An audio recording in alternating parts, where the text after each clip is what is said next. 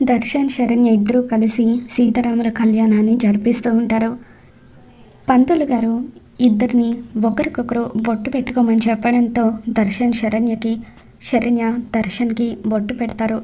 తర్వాత దేవుడి విగ్రహాలకు శరణ్య, దర్శన్ ఇద్దరూ కూడా దండలు వేస్తారు.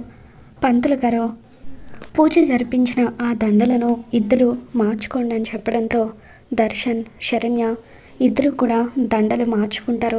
తర్వాత దర్శన్ శరణ్యని పక్కకు తీసుకువచ్చి, నేను అసలు నువ్వు నా జీవితంలోనే ఉండకూడదని కోరుకుంటున్నాను, కానీ నువ్వు మాత్రం నాతో కలిసి పూజ చేయడానికి ప్లాన్ చేశావు అని చెప్పి శరణ్యని అసహించుకుంటూ ఉంటాడు. నా సంతోషం కోసం నేను ఒక నిర్ణయం తీసుకున్నాను, ఇదిగో డివోర్స్ పేపర్స్ అని చెప్పి ఆ మాటను పూర్తి చేయకుండానే డివో అంటూ ఆ పేపర్స్ని శరణ్య ముందు పెడుతూ ఉంటాడు. సమీర కూడా అదే గుడికి వస్తుంది. దర్శన్ మాటలు వింటూ కంగారు పడుతూ ఉంటుంది.